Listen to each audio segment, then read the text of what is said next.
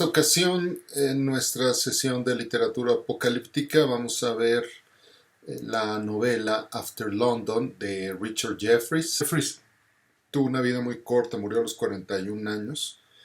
Vivió del 48 al 87, 1800 obviamente.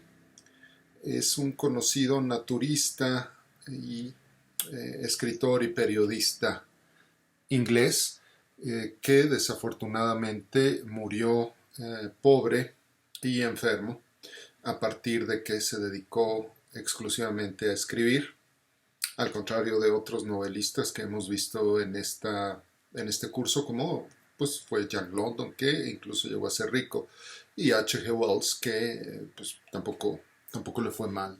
Jefferies escribía cuestiones naturistas sobre aves, sobre parques, sobre bosques, y tiene unas novelas de un joven llamado Vivis, que es un joven héroe en una granja, no muy interesante en la actualidad. Tenía exactamente 16 años. Jeffrey salió con su primo a Francia y planeaba, después de cruzar el Canal de la Mancha, caminar de Francia hasta Rusia. Sin embargo, se dieron cuenta que no les iba a alcanzar el dinero. Una aventura similar a la que tendrá el protagonista de After London, que quiere cruzar el lago que cubre Londres en este mundo post-apocalíptico. Jeffrey se mudó a Londres con su esposa, sus 2 hijos, y tuvo poca suerte para encontrar trabajo como periodista y para publicar sus libros. Sin embargo, publicó uno llamado Wood Magic, a Fable, en 1881, donde un joven granjero, Vivis, niño prácticamente menor de 16 años, puede hablar con los animales. Y entre la naturaleza y la granja, pues convertirse en un héroe que logra grandes cosas con el apoyo de otros animalitos. Quizá una historia infantil. La novela por la que perduró Jefferies es esta, After London, y ya no por las historias de Vivis, que en esa época pues por lo menos le dieron de comer mientras estuvo enfermo de tuberculosis. After London se divide en 2 partes. La primera, The Relapse into Barbarism, como el regreso a la barbarie, y la segunda, titulada Wild England, Inglaterra salvaje. La primera parte, que son 5 capítulos, es para mí mi favorita. ¿Por qué? Bien, plantea una situación de la Tierra donde no nos dice en realidad qué ha sucedido, pero es evidente que ha habido un desastre climático, que no ecológico. La vida sigue. En los capítulos 1 y 2 nos plantea cómo los animales domésticos han pues ganado terreno en un mundo donde hay menos hombres. Los perros, los gatos, sobre todo cómo los gatos se han ido al bosque y cómo algunos perros han triunfado sobre otros. En el tercero explica lo que pasó, pero sin explicarlo detalladamente. Por ejemplo, dice que se inundó Londres y que se formó un gran lago donde está el Támesis, donde era gran parte de la ciudad, y que mucha de su industria y su metro, su subway, su tren subterráneo quedaron hundidos. Posteriormente cuenta cómo es la geopolítica actual. Es curioso cómo todavía en 1885, año de esta novela, señala cómo son de diferentes los galeses, cómo son de diferentes los escoceses, cómo son de diferentes y bárbaros los irlandeses, ¿no? Cuando para cualquiera que no ha nacido en las Islas Británicas, la verdad es que distinguir un galés de un escocés e incluso también, la verdad, distinguir un irlandés de un inglés y bueno, de un irlandés de Eire, de la República de Irlanda, a uno de Irlanda del Norte, pues es prácticamente imposible, pero aquí él los distingue muy bien y nos explica cómo está distribuido, nos habla de una ciudad llamada Cipolis. Hay un gran lago y un pantano en lo que sería Londres, en una gran parte de la isla de la Gran Bretaña. Este es el capítulo quinto cuando habla de este lago y la verdad pues echa a volar su imaginación. Muy bien, me gusta mucho cómo plantea esta recuperación de la naturaleza, que será uno de los tropos principales en aquellos escritores que dibujen, que nos presenten un mundo post. Recuerdo a Mason, el autor de Soy Leyenda, de I Am Legend, como nos plantea, cómo la naturaleza, la vegetación ha invadido Nueva York. Y lo podemos ver también de manera recurrente en otras series, sobre todo post-apocalípticas, donde la vegetación, sobre todo los árboles, invaden los edificios y lo que fue la civilización. La segunda parte de After London fue muy criticada por la manera en que plantea una sociedad aparentemente medieval que surge después de un apocalipsis. Sin embargo, esto es bastante extraño porque la primera parte de estos 5 capítulos donde describe cómo es el mundo no tienen en realidad un trama, no hay siquiera un personaje, es una descripción de una ubicación. Y me parece muy interesante. De hecho, podría no ser incluso la primera parte llamada una novela, pero si es una narración fantástica, quizá como Donsey, el escritor que plantea viajes fantásticos, ¿no?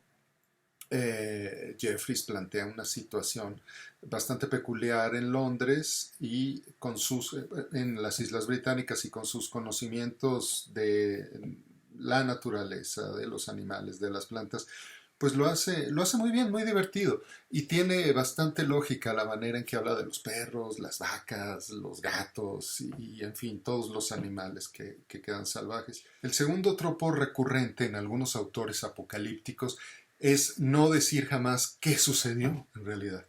Bien, aquí hay una inundación y parece que hay un lago donde había Londres, pero no sabemos qué pasó, no sabemos si fue un maremoto, si fue una tormenta, si fue una guerra, en fin, no sabemos qué pasó. Y eso será sumamente importante a recuperar por autores posteriores que en muchas ocasiones le dan incluso una importancia nula a lo que pasó. Pues lo que pasó no importa, lo importante es lo que está sucediendo ahora en lo que nos queda del mundo. Jeffries plantea un mundo, pues sí, parece medieval, arturiano, y que es más familiar con la cultura griega, romana, que con la cultura inglesa. Él explica que pues la civilización volvió a crecer con quienes vivían en el campo, porque quienes vivían en las ciudades casi todos murieron. Y quienes vivían en el campo tenían dos ventajas. Eran ignorantes de las teorías de la literatura, de la alta ciencia, pero conocedores de lo práctico, de poder hacer fuego, poder hacer una casa, poder construir una carreta, poder domar un caballo, lo cual pues tiene también bastante lógica. Dice que la gente sin educación sobrevive a los que estaban mejor educados. Y por otro lado, quienes vivían en las ciudades, pues o las abandonaron o perecieron. O también dice que se fueron por mar.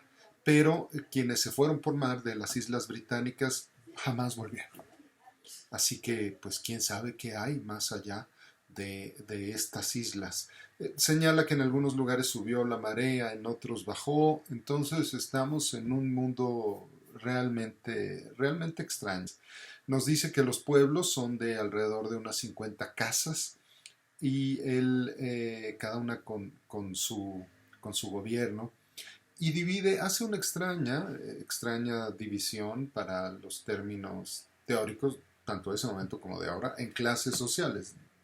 En ese momento, porque bueno, las clases sociales era el proletariado y el capitalista y los aristócratas o los nobles, si acaso, y acá las esquematiza de la siguiente manera. Hasta abajo están los bushmen, los recolectores, quienes andan buscando qué cazar, qué comer, en lo que queda de estas islas británicas, que la verdad es que deja la duda que cómo son actualmente, ¿no? Si más grandes, más chicas, porque lo plantea de una manera muy cambiada. Señala que también están los gitanos puros porque tienen su idioma y no les gusta mezclarse. Y estos son bandidos y estos buscan cómo aprovechar y cómo abusar de los pueblos que están organizados. Y después habla de los nobles, que hay un grupo de nobles que rige sobre estos pueblos, pero no categoriza a los habitantes de estos pueblos que no son nobles dentro de alguna de estas clases, ¿no?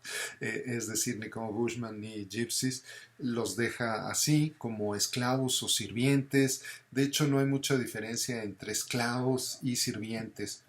El punto es que es un mundo, sí, diría yo, medieval, sin magia.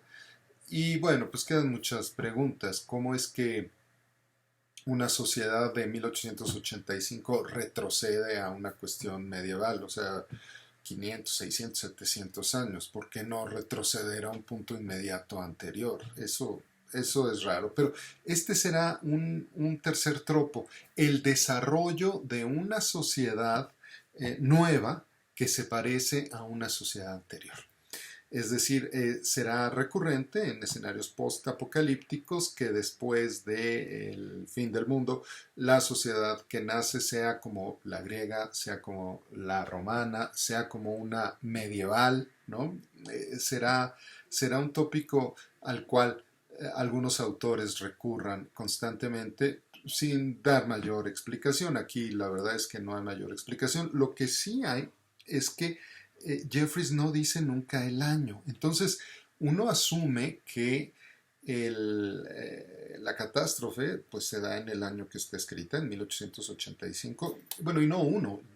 Pienso que los críticos asumen que se da en 1885 y después Jeffrey plantea que 100 años después se ha olvidado todo el avance tecnológico y que se ha vuelto a una situación arturiana medieval. Pero él nunca dijo en qué año fue la catástrofe y si bien dice que Londres y sus máquinas están hundidas, pues hay un metro de Londres, es decir, un subterráneo desde 1850 y hay máquinas en Londres desde 1770, 1780. Entonces, pues quizá esto sucedió y es una hipótesis, esto pudo haber sucedido en 1790, esta catástrofe, y pues para 1890 se había regresado a una situación similar a la medieval. No quita que todavía en 1600, cuando escribe Shakespeare, pues las condiciones sean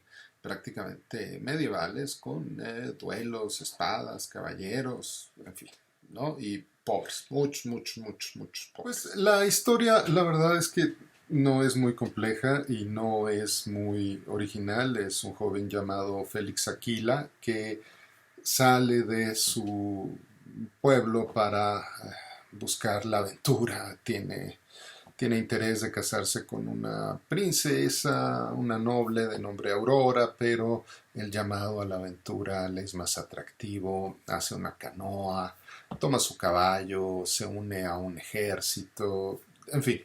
Lo que nos va demostrando a lo largo de este camino es que hay una sociedad opresiva, que hay una sociedad con marcadas diferencias sociales a pesar de que son muy pocos, ¿no? Es decir, si hay 50 casas en un pueblo y este pueblo a su vez se divide en nobles, sirvientes, pues las tensiones deberían de ser más incluso que las que vemos en la novela. hay guerras incluso entre los pueblos, no conocen bien el lago que está en la donde era Londres, ni el lago ni el pantano lo conocen bien, no saben cómo navegar bien los canales, ni a dónde llevan los canales. Entonces esto nos da una idea de la novedad del lago y a la vez nos hace dudar de la verosimilitud de que se haya recreado una sociedad medieval donde hay guerreros que espadean, que tienen lanzas, ¿no? Caballeros, damiselas.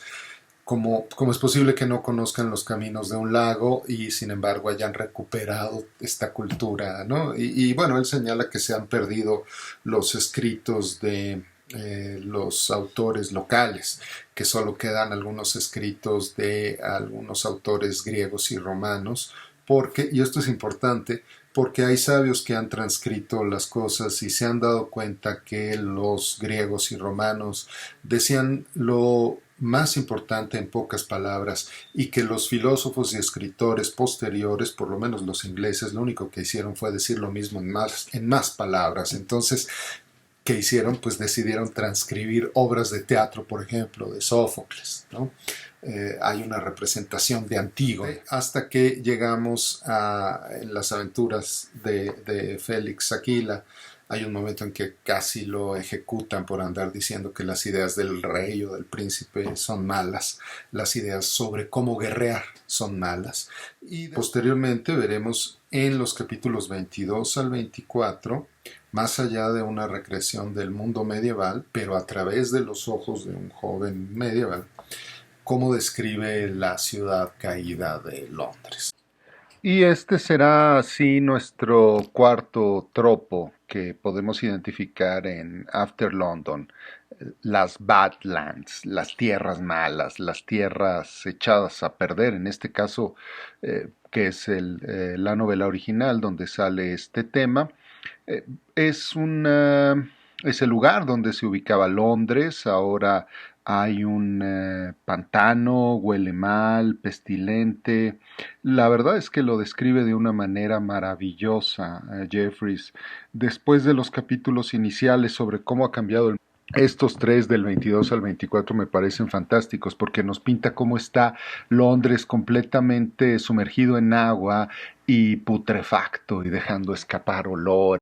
Nos pinta muy bien cómo es el agua por donde navega él, incluso llega a descender a la tierra y sus pasos van dejando, dice, el fuego de fósforo y sus huellas quedan luminosas por donde él camina, huele muy mal, encuentra algunos tesoros, nos dice que nadie se había aventurado a llegar tan al fondo, lo cual pues no sé, parece en cierta forma inverosímil. Ha habido 5 o 6 generaciones, han pasado 100 años desde que todo el mundo cambió y nadie había regresado a Londres. Bueno, dice él que no conocía a nadie que hubiera ido y regresado y encuentra unos esqueletos surrealista, dantesca, la manera en que está Londres. Pero lo que crea aquí es el concepto de Badlands, o sea, una tierra podrida, una tierra donde no se puede hacer nada y sin embargo hay que sobrevivir. En el caso de Félix, el personaje de Jeffries, bueno, él va de paso, visita el lugar y regresa y después se hará rey. Son estas Badlands, estas tierras malas, que en este caso son en realidad malas y son en realidad putrefactas, no se puede vivir. Pero en otras novelas, en otras historias, estas tierras malas serán el escenario de donde la gente debe sobrevivir. Terminator. La traducción de Badlands en realidad hacia el español es terrenos baldíos, pero la connotación con la que se usa en inglés, sobre todo en América del Norte, es distinta. Se le dice así a la tierra donde no se puede sembrar. Entonces, de manera general, podemos decir que estas de Londres son unas Badlands y hay todo un subgénero de literatura apocalíptica que habla de las tierras malas, de quienes deben de sobrevivir en las tierras malas. En algunas ocasiones no es que las Badlands, las tierras malas, las tierras baldías, sean putrefactas como lo plantea Jeffries, sino que simplemente no se puede vivir ahí.